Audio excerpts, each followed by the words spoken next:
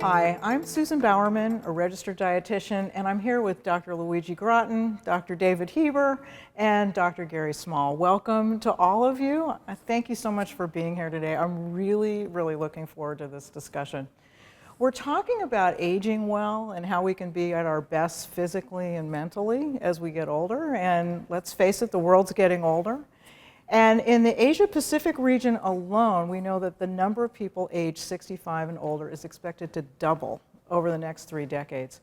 And the life expectancy there continues to rise, and the average lifespan is now about 74 years, which is 6 years more than it was just 2 decades ago. So if we think about this for a minute, you know, the aging population is growing, more people are living longer, and so that's why we're all here today. I want to pick your brains a little bit on some of the aspects that affect the way that we age. And so we want to get into just some general principles about aging well. And Dr. Heber, I want to start with you because I know you have some really great information to share. And I wonder if you could just give us kind of a high-level overview of what it really means to age well. Well, thank you, Susan. You know, it's a pleasure to talk about this. So many people now are interested in aging well or healthy aging. So I thought first thing I would do is address what is healthy aging. And there's an interesting study done in New Zealand where they took 1,000 people aged 26 years of age, and they followed them for 12 years until they were 38. And what they found in that study was that using 14 different markers of physical activity, blood cholesterol, various markers that we would consider important for healthy aging, some people aged twice as fast as the average, and some people aged half as fast as the average. So everybody ages at a different rate. So we have to differentiate biological aging in your body and in your cells, cellular aging, from the number of years you've been on the planet. And you all know this. You know, you can know people who look a lot older than you, for example. So that's one aspect. The second thing, the important point I want to make as we get into the healthy brain discussion with Gary, is that the brain is not separate from the body. You know, some people tried to freeze their heads thinking that they would come back many years later and medicine would have evolved. Well, unfortunately, they left out the fact that the brain is connected to the rest of the body. And it's connected to your GI tract, your microbiome, your muscles, your blood flow, your heart, your organs. The brain is part of the body. And recently, in the last few years, they've actually found lymphatic vessels that connect the brain to the rest of the body. So what can you do for yourself to age healthy? Well, there's several buckets we could talk about. One is nutrition, which we'll obviously spend a lot of time on. The other is exercise, which I think is the best possible approach to healthy aging.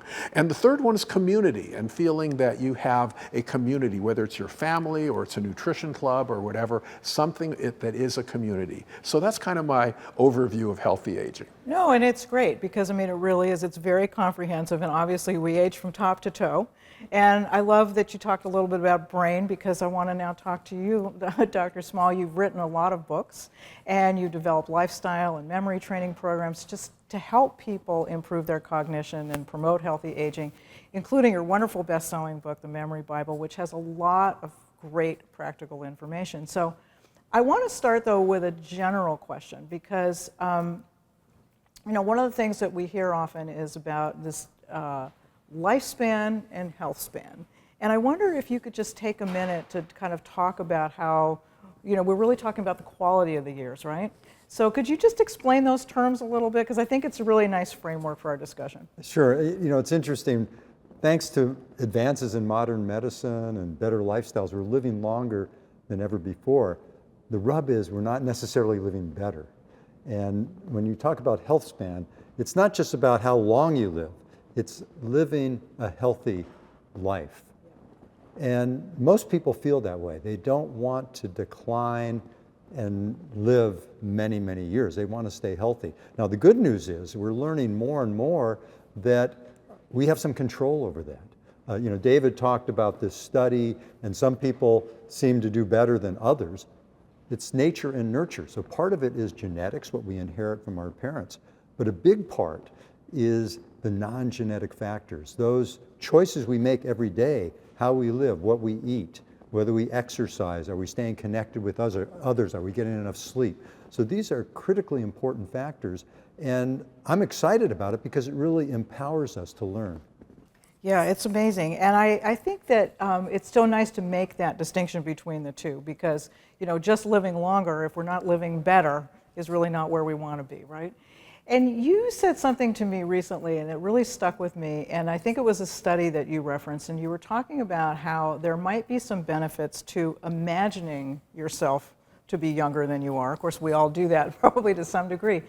But you said that if we're able to really imagine ourselves being younger, it could have positive effects, including on longevity, and I thought that was particularly tantalizing. So I wonder if you could talk a little bit about how our attitude impacts aging. Well, I think attitude is so important, and this was a study that was published in a big medical journal, JAMA, and it got my attention, certainly. They looked at a large group of people, and they looked at health factors, blood pressure, whether they had diabetes or not, weight, all these different physical and mental factors, even depression, anxiety, and they looked at one measure. It wasn't so much imagining.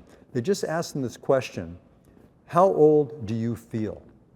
So if you were 60 and you said, I feel like I'm 80, or if you said, I feel like I'm 45, that was the single greatest predictor of life expectancy.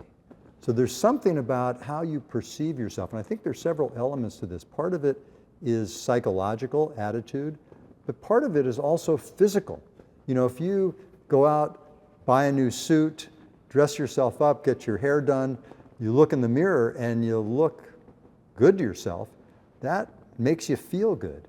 And that attitude is there, and apparently it does something to you biologically so you live longer. Another thing I didn't mention in that study in New Zealand, they took photographs of everyone between the ages of 26 and 38 and sent it to a blinded judge. And the judge didn't know who was who. And they were able to guess the ages of the people, the aging rate of the people, who was aging faster based on the photograph, much to what you're talking about. So their facial how their face looked actually telegraphed how they were aging.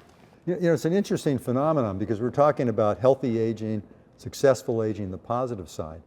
The negative side is something they call ageism. And Bob Butler termed this word many years ago, and it really has to do with prejudice against old age. And it's all of us a fear of leaving this life. And as a result of that, we try to distance ourselves from older people. And so we live in a young society that's valued, and so we all want to not only feel young, but we want to look young. It's interesting you mentioned that because in Asia, there's a tradition of valuing the elderly. Yes. And that may have a lot to do with the increased lifespans or health spans in Asian countries in Asia Pacific, because the older person is valued by the family. I've seen pictures where in Japan they're celebrating the birthday of a 92-year-old person. Here in this country, we tend to not do that. And I think it's a real tribute to what goes on in Asia Pacific. Maybe that's why I never got invited to speak in Asia until I got gray hair. It's an interesting observation, though, because we often think it's really, it must be diet and lifestyle, but what you're bringing up really ties back into this whole idea of, our attitude. And I think it's interesting, we're all, I will say, we're all 50 plus, and I think that all of us probably can look back to pictures of our parents or grandparents. I know I do sometimes, and I think, wow, they just look so much older than I think we do, right? And I'm wondering, Dr. Small, if that has to do with the idea that some of our social norms have kind of relaxed too in terms of what behaviors are age appropriate, which hopefully is a good thing. And I imagine that must play a role somehow in our attitude. It's okay to dress a little younger maybe than our parents or grandparents. Well, the culture changes, attitudes change, and I think this, for many years we've been hearing about lifestyle and how you can live younger, feel better, and getting back to brain health. There's even studies showing that the risk of cognitive decline, what we predicted 10 years ago, it's not as low. And I think this is in part attributed to this healthier, more youthful lifestyle. So it's clear that it's penetrating, that it's okay for us to dress a little younger, to act a little younger, and it's accepted. And I think that's great because it leads to an intergenerational impact that is really important. You know, things have changed. Like in the 1970s, when I did my medical training, people at age 65 would retire, and within a year or two, they were dying from some chronic disease. And today, that age 65, they're looking forward to another 30 years of life. And our attitudes now have changed about retirement and a second golden age and all of that. Well, that's another predictor of long life and healthy life, and that is staying engaged, having purpose. And that's a problem with retirement. I know a lot of people retire and they think, well, I'm going to play golf, I'm just going to relax, and they don't do so well. They kind of flounder. That's right. And you touched on a couple things that kind of brings me to my next question, because we've talked a little bit about social engagement and how important that is. And I know we've read it's important to be around your kids, but just kind of tying back to this idea of being around younger people, older people, being around your peers. Can you talk a little bit about why being around younger people is advantageous rather than just staying with your retirement community? Well, I think it really mitigates this ageism that's built into all of us, because why are we so afraid of older people?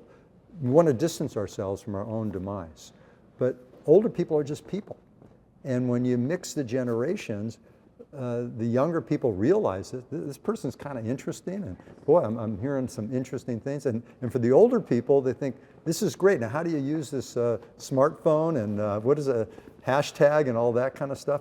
So I think it's really great to mix the generations. They learn about each other, they appreciate each other, and it gets back to lifelong learning for an older adult. If you continue to expand your mind, that's going to decrease your risk for cognitive decline.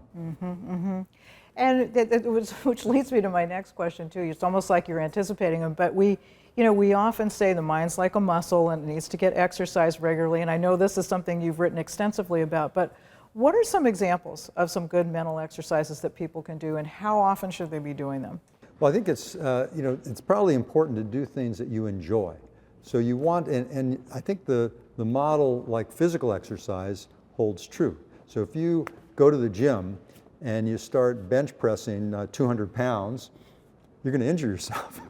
But you want to build it up gradually, and you want to engage your muscles and get better slowly, take baby steps. And I think the same thing is true about mental exercise. You want to find that sweet spot where you're doing things that are engaging and fun and interesting, not too difficult, because that's going to strain your brain, and you're going to be frustrated and stressed out, which is not good for a healthy brain, and not too easy, because that's going to be rote, routine, and it's not really going to work out your neural circuits. What about the idea that you use different parts of your brain? So I thought a lot of times people talk about maybe learning to play music or learning a foreign language, so you engage just like you engage different muscles in the gym, to go with your analogy of the gym. Yeah, so I often refer to that as cross-training your brain. And so that's a good thing to do, but you don't want to go crazy about it because it's not going to be fun. You have to do things that you enjoy. I remember somebody said to me, he said, well, Dr. Small, I'm upset at you. You said I should learn a language and I hated it. That was not the point. The point was, to do things that you enjoy, whether they're crossword puzzles, even conversations. A 10-minute conversation is better for your brain health than watching a rerun on television. Yeah, absolutely. And I wanted to touch too on something that's also of a concern when people get older, which is about maintaining eye health. Eyes are obviously connected to the brain. And talk about some of the ways that we can preserve our vision. Are there any tips, any particular nutrients that we should be focusing on in terms of eye health? Well, eye health is really important for brain health, and there's actually a new study that just came out about if your vision is becoming impaired, that accelerates your risk for cognitive decline. And, so you're having less mental input and you're not working out those neurons. So there are nutrients, definitely. Lutein, beta carotene, these are antioxidant. You can consume them in green leafy vegetables, kale, broccoli, and so forth, and they really protect you against age-related eye diseases. But what's really interesting is the eye then has an optic nerve that goes to the brain, and that lutein from that area gets transported into your brain, and it's the primary antioxidant in the brain of that class of nutrients. Yeah. And it's a bit correlated by some people with brain health and dementia. Yeah. And they also protect you against the ultraviolet light from sunlight. And of course, cataracts are a big problem, particularly as we age. And it's important to be outside, which brings me to my next question, which is that, we know how important staying active is for our physical health, but can you talk a little bit about how physical activity also promotes keeping us mentally sharp? Well, it does so much. It gets your brain bigger, and a bigger brain is a better brain. It gets your body to produce endorphins, which lifts your mood. Also, you produce something called BDNF, or brain-derived neurotrophic factor, which gets your brain cells to communicate more effectively. And you do not have to become a triathlete to gain the benefit. I mean, one study found that just walking briskly 30 minutes a day will lower your risk for developing Alzheimer's disease. And I think exercise, there are 3 elements of exercise for us as we age. One is aerobic exercise. Cardiovascular exercise has all those benefits I just mentioned. Another is strength training, which offers additional benefits. And I think the third one that's important is balance training, because as people get older and they get cognitively impaired, they lose their balance. You fall, it can be a major event. Yeah, so it really is all 3, and of course a lot of people who are in their retirement years, they have time, so we hope that maybe they'll listen to what you're saying and make some time to do all those 3 different types of exercises, which is important. And on the opposite side, I would say too, one of the things we often hear from people as they get older is they have trouble sleeping. So I imagine that sleep, rest, meditation might also play a role in terms of our cognitive health? Very much so. Sleep is a problem, particularly as we age, because we don't need as much sleep. We have lighter sleep, but it's still important to sleep, because when you get a good night's sleep, it actually reduces excess inflammation in the brain, which can be harmful. It clears out abnormal proteins called amyloid. It has many benefits. You're more alert the next day, and there are ways to improve your sleep without medication. There's even a form of therapy called cognitive behavioral therapy for insomnia. It's been shown to be very effective. And I've picked up a few tips over the years. I used to always read a book when I'd go to bed, and I'd get tired, put down the book, turn off the light, and then I'd be awake again. So then I went to a backlit electronic book, and that was good. But now my new thing is audible books. So I put it on, and I get, automatically it turns off in 30 minutes. It's like when I was a kid, the good night story. Now the problem with that is I lose place in my book, but my sleep is fantastic. Well, there's a lot of sleep hygiene tips that we give people, like stop eating 3 hours before going to bed, turn off the lights in your bedroom, and also make sure the temperature is a little lower. Yes. You sleep better when it's cool. And even with the iPad or whatever, they have now glasses that will filter out the blue light that keeps you up. So there's a lot of things people can do for better sleep. And then I think using a smartwatch is something I've gotten into, where you actually have a way to follow how many hours of sleep you got. So when I wake up in the morning, the first thing I check is, well, how did I sleep? Well, that motivates you. It Yeah. kind of gives you a benchmark to Exactly. achieve. And also, it has to do with stress reduction. And another great way to help us sleep is to learn to meditate. And you can use deep breathing exercises, meditation techniques. And this is important not just to help us sleep, but during the day to try to reduce stress. We know that using these simple techniques not only improves your mood, but it improves your cognitive health. Absolutely. And it's really great that we have so many tools, to help us to sleep better and and to eat better. And Dr. Huber, I want to turn to you for a minute because, you're of course a world expert in nutrition. I know you have a lot to say on this topic, and I want to start by asking you about protein. Because protein's a big hot topic in nutrition. Everybody's very concerned about getting enough protein. And I wonder if you could just talk a little bit about how our protein needs change as we get older, and how can older people make sure that they're getting enough protein? Well, thank you for that question. I've always said protein is the #1 nutrient you need to worry about. When we've built diets together, we always start with the protein. And we match the protein in the diet to the protein in the body. And people give general guidelines, and those general guidelines usually increase the amount of protein needed per day on a rough basis based on body weight. But what really, the same principles that apply to younger people apply as you age, and most people are not getting enough protein.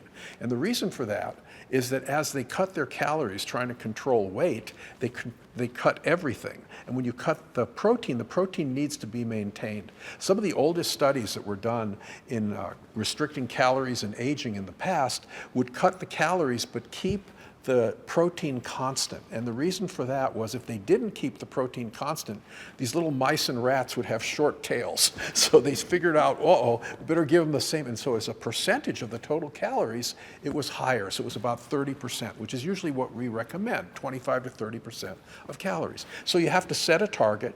You have to eat at the right times during the day. And protein is so important, but it doesn't work on its own. You have to combine it with exercise. So we always say exercise, and within 30 minutes to an hour after the end of your exercise session, take 20 to 30 grams of protein. And then take 20 to 30 grams in each meal. And if you have a snack, as we've talked about, that'll be 10 to 15 grams of protein. And you have to look at labels, and you have to make up your protein target for the day and then stick with it and do it every day. You know, it's interesting because I think that we used to think that as people got older, they needed less protein. You know, they were eating less, maybe they were moving around less. And so these comments are really important, I think, for older people to understand that their protein needs actually may even increase. Are there any other nutrients that older adults need to be specifically concerned with? Well, one of the biggest ones people don't talk about is fiber. Fiber is so important for normal digestive function and to keep you regular. And as you get older, a lot of the nervous systems kind of age, what we call the autonomic nervous system that moves food through your body and helps you to excrete nutrients.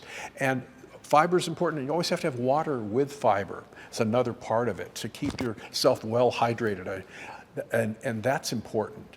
You know, our bodies are about 2/3 water, and just a 2% reduction in your body water can make you fatigued and unable to exercise. So whenever I'm exercising, I'm always having a sports drink or water along with it. So it's very important. And the other things we look at are calcium, which go up, especially in women after the age of 50. It goes from 1,200 to 1,500 milligrams a day. And vitamin B12 is another one, because the stomach doesn't work as well, and the stomach produces something that helps you to absorb vitamin B12. So there are a lot of small areas here, but the easy way to worry about the vitamins, just take a multivitamin, multimineral every day. Take a calcium tablet so that your total calcium is either 1,200 milligrams for a man or 1,500 milligrams for a woman. So those things work very well. Very easy to do. And of course the protein, lots of easy ways to get your protein every day. So protein, fiber, calcium, vitamin B12, these are some of the things we should be concerned with. This is great information. I want to ask you something, switch gears a little bit. When I was back in clinical practice as a dietitian, I remember this happened a lot with my older patients. They would come into me and they would say, you know, I weigh the same as I did when I was in my 20s, but I don't look quite the same, and I have to eat so much less in order for me to maintain that weight, which clearly had was really having to do with changes in body composition. So could you talk a little bit about how and why we experience these changes in body composition as we get older? Well, with aging, there's a decrease in the amount of muscle that you have. And part of it's the decrease in activity. I remember as a college student, I could easily run from one end of the campus to the other. I walk a lot less now, so my muscles aren't as toned. When you're sitting all day working at a desk, your muscles literally eat themselves up. And with aging, there's about a 3% decrease with every decade in muscle. And for some people, if they don't exercise, it can actually get to the point where they're disabled, where they can't get up out of a chair. And so exercise and protein work together to help maintain the muscle. And what else does muscle do? Well, muscle is kind of an indication of your total, what we call lean body mass, and that determines how many calories you're burning at rest. So my typical example, as you know, is a woman who's 5'2" and burns about 1,200 calories a day. Her husband, she has about 70 pounds of lean, and her husband burns about 2,100 calories a day, 150 pounds of lean. They both go on a same diet. He loses 3 pounds a week, and she loses nothing. He turns to his wife and says, honey, you don't have any willpower. What it really is that she has less lean body mass and burns fewer calories at rest. So what's the answer for a woman who's 5'2"? Exercise and protein build up 10 pounds of lean muscle, which is about 4 or 5 kilograms. And guess what? Your metabolism at base will be up 140 calories a day, which makes it easier for you to maintain weight or lose weight. And of course, if she is, as she gets older, if she's trying to maintain that weight and she's losing muscle and she's gaining fat, then it means her caloric needs are going to be dropping as well. And we notice too, when I said people, their shape changes, Right. and they say, well, I'm putting it all on the middle. I remember having a woman in my office, and she told me, she says, I don't know what happened. And, I used to have some weight back here. Now it's all here, and I solved the problem by wearing my pants backwards. So, That's very good. but in seriousness, I'm wondering if you can talk a little bit about this abdominal fat and really what impact that can have on our health. Sure. Well, abdominal fat's the first fat you gain when you gain weight. It's the first fat you lose when you lose weight. And it's not just the abdomen, but it's in the neck, and it's in the upper body and the face. And in women over 50, their estrogen levels go down. And when estrogen levels go down, they lose some of that lower body fat. And just because of the balance of calories and exercise, that fat has to go somewhere, so it goes into the middle. This abdominal fat in the middle is actually something that puts out factors that stimulate the immune system. Our immune system is great when you're healing a wound or something, but if you have that chronic stimulation of the immune system over years, it's then associated with other chronic diseases of aging, like diabetes, like heart disease, like kidney disease. So you want to be careful not to gain that weight in the middle. And by the way, it's very hard to lose weight in the middle by just cutting calories. You have to add in exercise. It's only through exercise that you actually get rid of that fat. And another fat I found out about recently is fat inside the muscle. When you go to the meat market and you see a finely marbled piece of meat or Wagyu beef or something, you're looking at something with fat inside the muscle. Well, that fat in the muscle is also bad because it makes your insulin levels go up, and insulin levels promote deposition of fat in your body. So a lot of these things are challenges of aging. Well, and very motivating, though, for people who really want to improve their health. And so I guess another misconception, though, is that people, as they get older, can't build muscle. And we know that's not true, right? Oh, absolutely not true. I've got slides of a 95-year-old man who has the age record for the 50-yard dash or whatever, and we see these people all the time. I remember there was an exercise specialist here in the Los Angeles area named Jack LaLanne, who was one of the first people on television. He towed a boat with a rope from Los Angeles to Catalina Island on his 65th birthday. And, there are so many people of advanced age who've exercised all their life, and they keep exercising. So I can't recommend exercise enough. That's great. And another hot topic in nutrition, you started to touch on this for a minute, is hydration. It's Sure. pretty common for younger people. It's almost like a fashion accessory to have a water bottle with you at all times. We don't see as many older adults walking around with water bottles, and maybe they should, but I wonder if you can just reiterate for us why hydration is so important for older people, and also how can they make sure that they are staying well hydrated? Well, hydration is really important. Our bodies are 2/3 water. Most of our metabolism works on water-based reactions. Some of them work in the fat space, but most of them are water-based.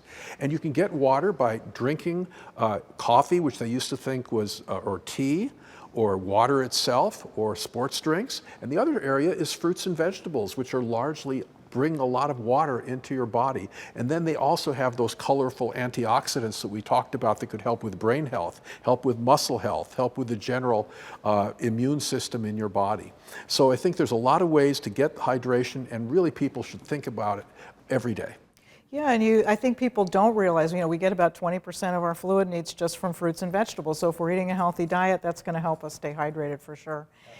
And the other important area with hydration has to do with digestion. And so we also find a lot of people as they get older, they start to have little, small digestive upsets. And so why is it so important to maintain a healthy digestive system? It takes about 2 hours for your stomach to start to digest foods, and then they move into 22 feet of small intestine and then into your colon.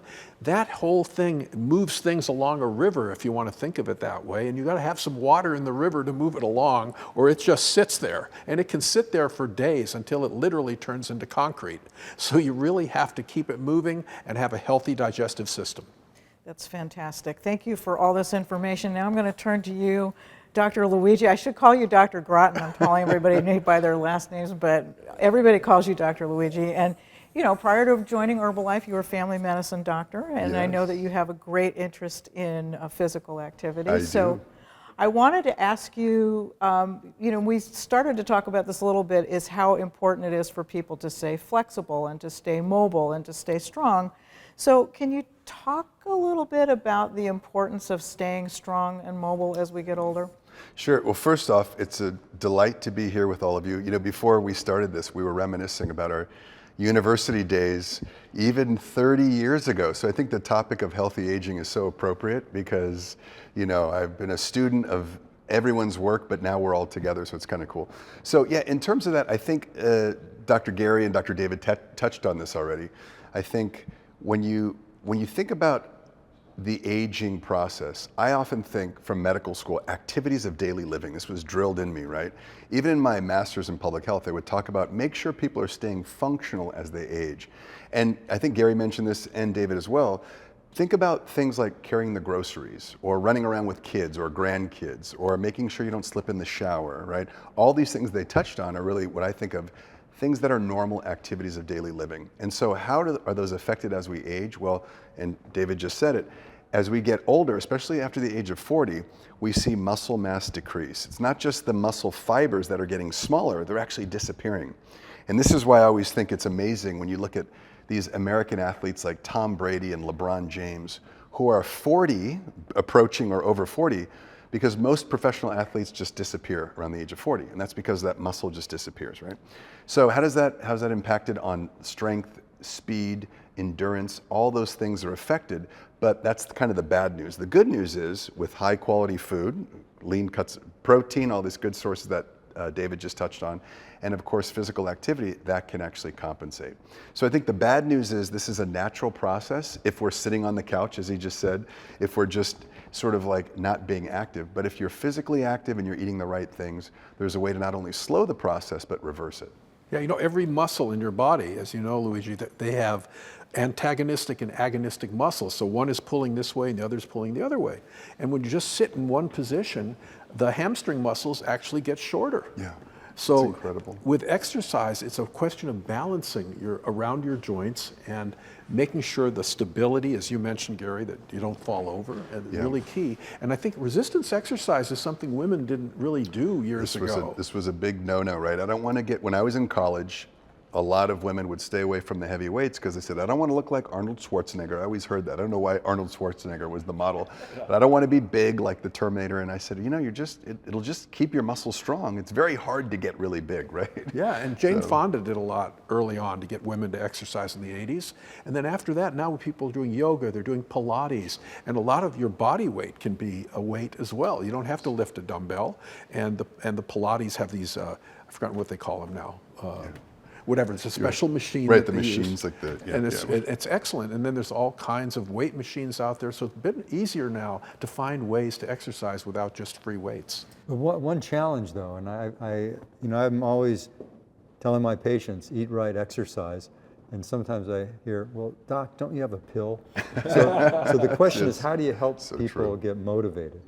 And I think we touched on this earlier, you kind of give them feedback.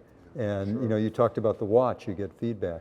But another thing, when you asked about brain training, I said, choose things that are fun. I think the same thing with exercise. I mean, some people, they're just bored by jogging. Get a walking buddy or play pickleball, do something competitive. So you got to find something that really motivates you to get out there. Well, pain is also a motivation. And as we age, a lot of older people have joint pain. Yeah. And one of the ways to get around that is stretching. And stretching different muscles, and that has an immediate feedback because you feel better if you stretch the first thing in the morning. I had a trainer once, his motto was, motion is the lotion. Motion is the lotion. Well, it's funny, every time I go to the gym, my wife says, have fun, because she knows I'm actually enjoying my gym workouts because it's a de-stressor, I feel great. But it is a little uncomfortable lifting the weights, but you feel great. And that's another point about making it fun is exercise music, having a playlist, the sports drink, and special clothes. Having that fitness shirt on that really makes you feel really great while you're exercising, you're looking fit, and you're looking at yourself in the mirror. To Gary's point about you put on those feeling clothes, young, you're 60, but you feel like you're 40. Exactly. It all ties together. So you got the shoes, you got the clothes, you got the music, you got the drink, you're all set. And you've got the company if you're going with other people, Correct. which is great. This is wonderful. And so we're talking about, muscle health, bone health, joint health. So basically, what recommendations do we have? How often should people be exercising? What should they be doing? Yeah, I think Gary and David both touch on this. Obviously, consistent exercise. I mean, every governing body, American College of Sports Medicine, they all have their recommendations. And so I think Gary mentioned this, 30 minutes a day, 5 days a week. That's the basic for endurance exercises he touched on. That's key. That should be baseline for everyone. When I lived downtown Los Angeles for a while, I'd go running in the morning and I'd see these 80-ish old ladies, 85-year-old, and they'd be walking around downtown around Little Tokyo. And I always remember thinking, wow, they're on to something here. But just consistent exercise, 30 minutes a day, is so crucial. Now, on top of that, you want to overlay, as David just said, some resistance exercise. That's the weight-bearing exercise, which is about 2 hours a week minimum. And that should be, let's see, you want to incorporate not only the weightlifting and weight-bearing, like he just said, Tai Chi, Pilates, you can do isometrics, wall squats. But of course, I like to go into the gym and lift weights because I know there's a standardized amount that I'm doing. But anything that's going to help with loading up some weight-bearing exercise, the endurance exercise, and of course, Gary touched on this too, coordination, whether it's pickleball, golf, tennis, things where you're actually using your brain, the hand-eye coordination, that's key, which is really important. One thought I just had, Luigi, is with the calcium. I mentioned how protein and exercise work together, but I didn't mention how calcium and exercise work together. As you know, when you do resistance exercise, it puts a little electric current into the bone and deposits more calcium. So in addition to taking a calcium supplement, resistance exercise that you were talking about, for women especially, but also for men, deposits calcium, makes your bone stronger as well as your muscle. That's important to mention. Yeah, and exercise is obviously really important in terms of heart disease prevention, and that's another big concern for people as they get older, is how can I, keep my heart healthy? So exercise, obviously you touched on that. Can you talk about the importance of a healthy diet in keeping the cardiovascular system healthy? Yeah, well, I'm in great company because I know you and David wrote you've actually wrote a series of books talking on healthy hearts and what colors your diet. So I'm in great company for this. But when I think about, as a family medicine physician, when I'm talking about heart health, I'm thinking about making sure you're eating the right things. And I try and get folks to focus in on a particular things. Obviously, colorful fruits and vegetables, a lot of the things that you have all studied at the university, and I had the pleasure and honor of working in those laboratories and seeing these colorful fruits and vegetables in a certain amount. As I've learned working at the university, people are having way below the government minimum. The recommendations, let's say 5. Whomever's watching this right now, they're probably living somewhere where the government's saying, get your 5 servings of fruits and vegetables, but they're probably having 2 or 3, right? So we want to actually make sure they're getting 5, if not 7, if not more, because those colorful fruits and vegetables have fiber, as you talked about, vitamins, minerals, and those phytonutrients that they mentioned. So that's one thing. Of course, making sure healthy fats are important. There's so many problems with saturated fats and trans fats that are in the food supply. They obviously are pro-inflammatory, so we want to stay away from those and focus on the monounsaturated and polyunsaturated fats. Olive oil, avocados, walnuts, all that great stuff. And of course, we love fish. We're big proponents of fish oil or seafood, even seaweed for those folks who are avoiding fish or animals. You can look at algae and different sources of omega-3s, flax, chia. So there's a lot of ways to sort of make sure you avoid the pro-inflammatory things and focus on the healthy things. 2 other things I would mention is I try and counsel folks, avoid salt if you can, because of the blood pressure effect for a healthy heart. And of course, things that are going to promote coronary artery disease. If you think of me driving into the studio here today, lots of traffic here in Los Angeles. You don't want to have a lot of traffic buildup in the vessels in your heart. You want to make sure things are clear and they're flowing. So obviously things that are going to support a healthy heart. So those are some of my sort of top things to focus in on. No, and it's a great analogy too. I'm glad you brought that up. And you touched on inflammation, and I wanted to ask you about that because we know that a heart healthy diet has a lot of anti-inflammatory compounds. So could you speak to this idea of inflammation and what chronic inflammation really means for us and how we can kind of keep that under control? Yeah, and I think actually Gary and David both touched on this in different ways. If we banged our arms into the tables and chairs here, it would get red, swollen, inflamed, painful. That's that inflammation that happens very quickly. That's not really what we're talking about. Now that's a concern as we're aging. We don't want to fall and hit ourselves, right? So we need balance, as Gary talked about. But I think what we're talking about is the chronic, insidious, slow inflammation, that gradual inflammation that is affecting the brain, the eyes, the heart, all the tissues in the body, as you said, Susan, from head to toe, it's affected. So that low-grade inflammation is what we want to really counteract. Now that's the bad news. The good news is that physical activity, good sleep, all the things they covered are going to help combat that inflammation. They're going to sort of turn those things down. And as David was just mentioning, muscle tissue is amazing because it makes these things called myokines. And these myokines, some of them are very good, some of them cause inflammation, but a lot of them with exercise will actually reduce inflammation naturally. Now, of course, they're pro-inflammatory foods. I know a lot of folks in the world of medicine and nutrition will say, inflammation, isn't that a medical term? Well, it sort of is, and we can't make claims, and I can't say broccoli will cure your inflammatory condition, but we know that they're pro-inflammatory things. Sugary sodas, processed foods, hot dogs, hamburgers, lots of saturated fats and trans fats.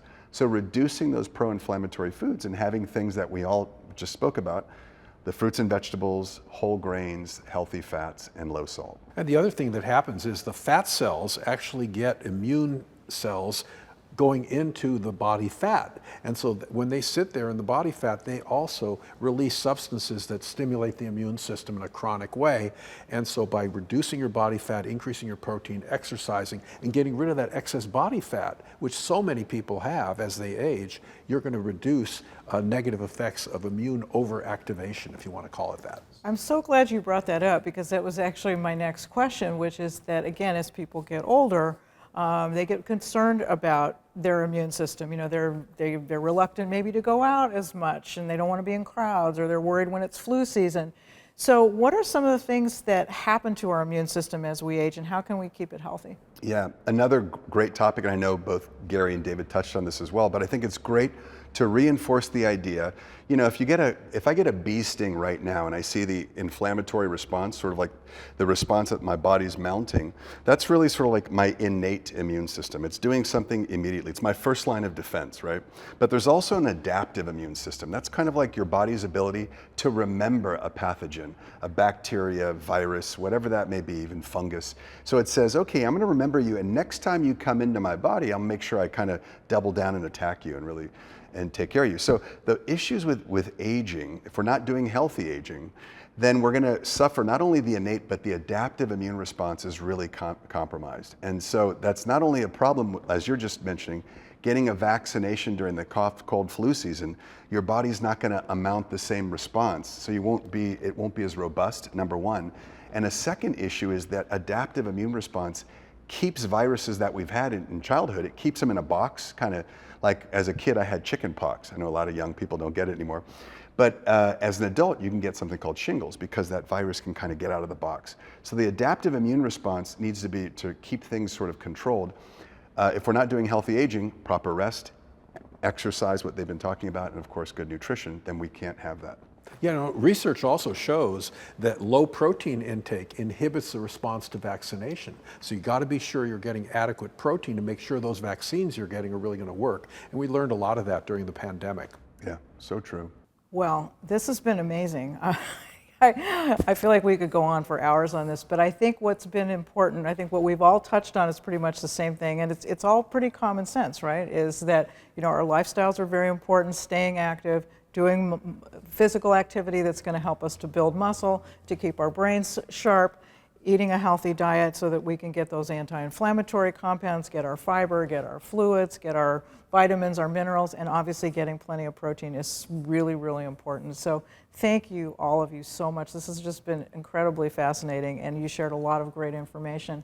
And if you want to know more and learn about our products that can help support you in healthy aging, connect with your Herbalife distributor today.